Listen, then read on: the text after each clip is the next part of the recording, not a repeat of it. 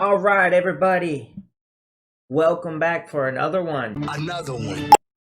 And today is a two video kind of day, catching up on everything that I missed just in one day yesterday. But that is just how this crypto space works, along with the price action. If you snooze, you lose. That term is very fitting for this industry, right? One day, oh, it's down. Okay, I'll get some later. Oh, okay. Then boom, it's gone. All right, that's how it works. Okay, I'm gonna take you on a trip down memory lane in this video after I get done looking at the charts. So gotta give you some friendly reminders of how history went down and what I think might happen going into next year. All right, first and foremost, as I had been talking about with you guys, I thought this was going to serve as resistance and we would get rejected. Usually that happens whenever assets are fighting all-time highs. Well, when you got billionaires and CNBC and everybody pumping your bag, this is what happens. Not much resistance there. Bitcoin didn't have CNBC in its corner trying to fight all-time high last time around. I had people talking about how it was used for money laundering and this and that. Well, now they got the support of the media. I mean, they're hyping this thing into oblivion. So get ready. 2021 is going to be a doozy. And actually, it already started. They said, we're skipping that. We're doing it now. All right, but yeah. I thought we were losing some strength here on the RSI, which we were, but, it just blew out of there. So, screw that. I think at this point, there's no telling how high this thing can run. I mean, we could run all the way to 30,000, 28, I don't know, 25 to 30,000 before we see any kind of pullback. Would not be surprised at this point. That was a very definitive breakout. And I think at this point, if we're lucky, you might get to see a pullback to 20,000 and hold as support. And that's if you're lucky. Don't bank on that. Right, but there are some strategies around this, right? So what other opportunities are out there? I'll get into that. First and foremost, mining stocks.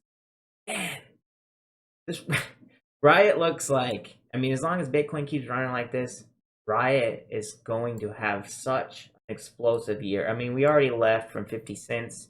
Now we're up over $11 again. One more push, this thing could get up to 20. That's how quick we're going to move. All right, we'll see what happens. But these stocks are going to be the play. They're going to destroy Bitcoin in the next year as far as percentage returns, both Riot and Marathon Patent. All right. And like I said, I was wrong on the Bitcoin chart. I was expecting it to pull back. I also was expecting it to affect the mining stocks. So apologies there. This is not financial advice. I'm just here to give my opinion. I wouldn't base anything off of what I say for your decisions. I would definitely just take it with a grain of salt and do your own research and see what you can figure out on your own. But man, I'll even tell you myself, I'm holding a whole bunch of Riot, so I don't really care. I got Riot options and shares. But just a few weeks ago, I sold Marathon at right about this $4 limit. Was expecting a pullback. Wanted to buy more, right? I have my trading portfolio and my long-term holds, which my trading is very small compared to my long-term holds. But anyway, I sold it right around $4. Now it's all the way up to 10. Right? I had 1,000 shares, sold all those. So I lost out on about $6,000 in just a few weeks. Hey, to be a good trader, you gotta bet on yourself, and you also have to admit when you lose and find out why you lost and see what you can do to correct it, just like anything.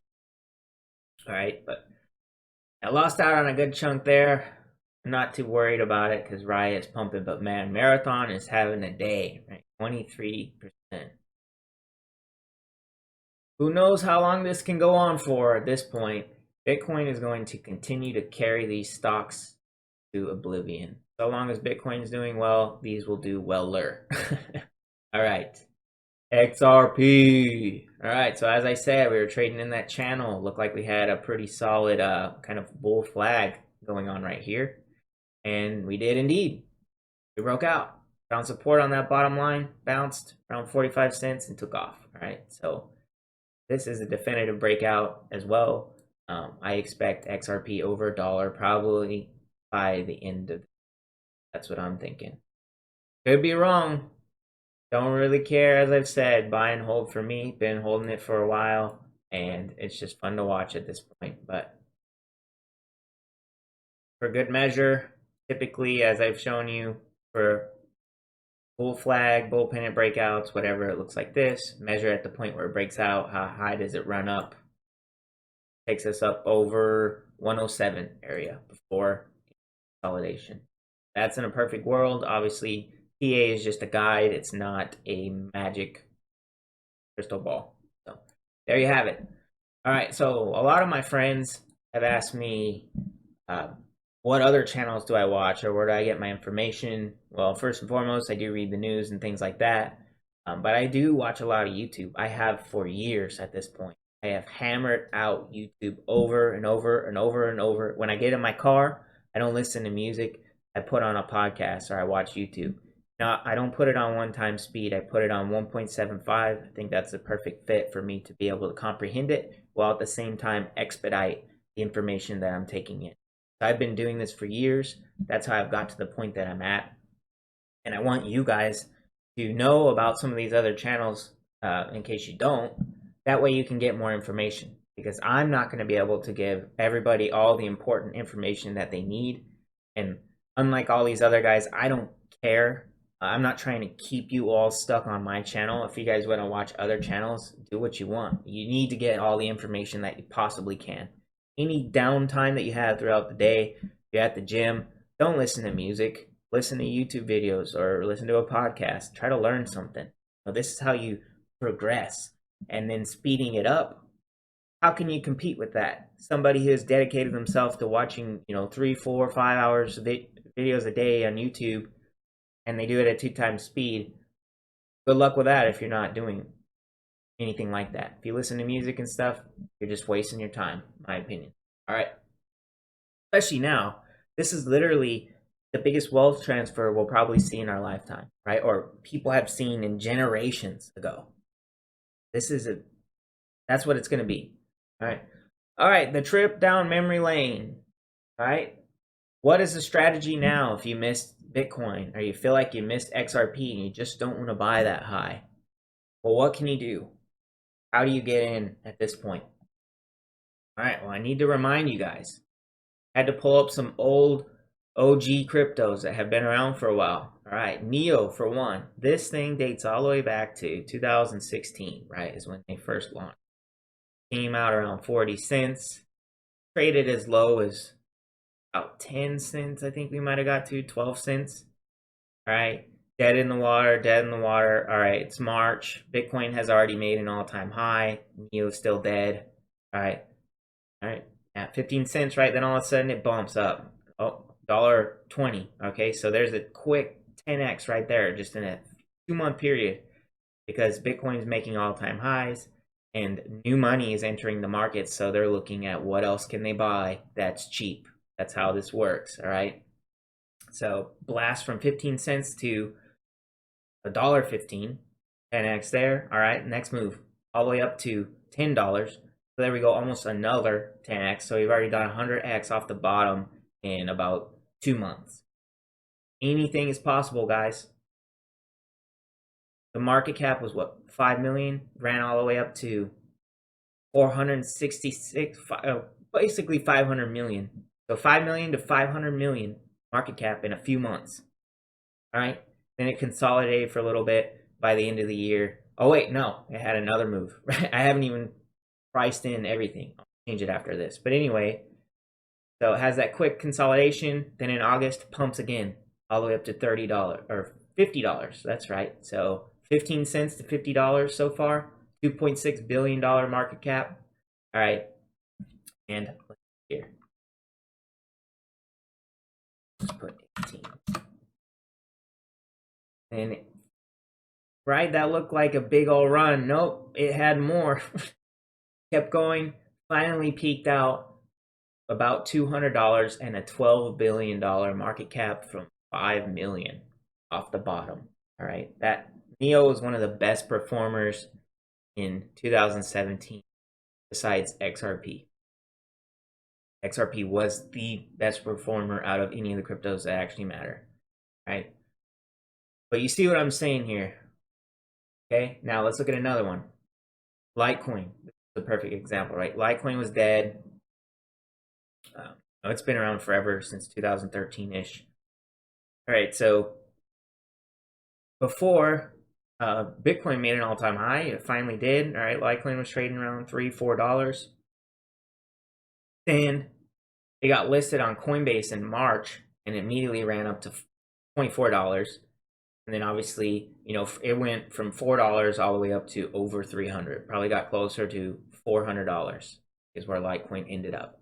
So, right, it's dead. Bitcoin's making all-time highs. It looks like Litecoin's never going to move. Oh, and then they listed on Coinbase and it's off to the races. Then Ethereum, obviously everyone knows the story of Ethereum. Maybe if you don't. Ethereum launched at around 50 cents. And in 2015, by the end of 2017, traded as high as like $1,300. So my point here is that now if you feel like you missed out, it might not hurt to start scaling into the lower altcoins. Like I said, not financial advice, do your own research, but history says that the cryptos that look like they're dead in the water and are never coming back, that's probably misleading. Also, another thing to note, 2016-17, when, like I said, Litecoin got listed on Coinbase, well, at that time, 2 cryptos were trading on Coinbase, Bitcoin and Ethereum. That's it. That's all you could buy on the most popular exchange in the United States, the most user-friendly, the one that everyone refers their friends and family to, probably initially. All right, but so I said, start looking for the cryptos that are dead in the water, maybe like Litecoin and NEO were at this period of time last cycle, right?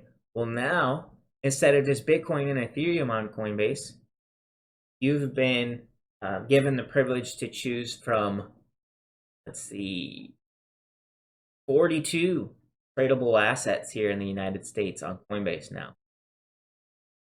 Oh, once again, not financial advice, but if you ignored some of these top ones and just threw darts, right, $100 here and there at all these other little ones, I would not be surprised if your portfolio performed just as good or better than somebody who did a lot of homework, right? I could be totally wrong, once again, but I think that a lot of these cryptos on here are going to see stuff like this next year. Because even more money is coming into this market. Everyone likes to speculate.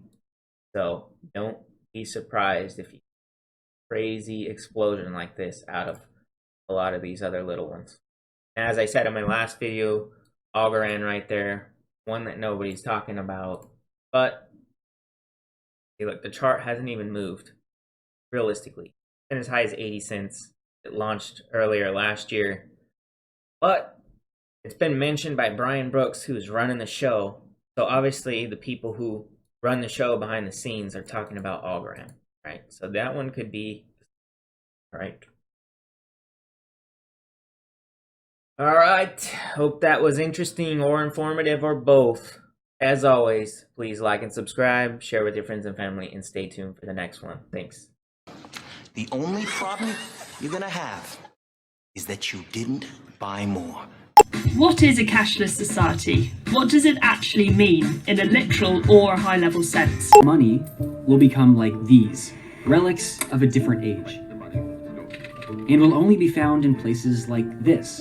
In other words, hard cash will disappear. It will become electronic, transferred by things like these. Then Tracy is in Beijing to show us what a nearly cashless society actually looks like. Ben, good morning.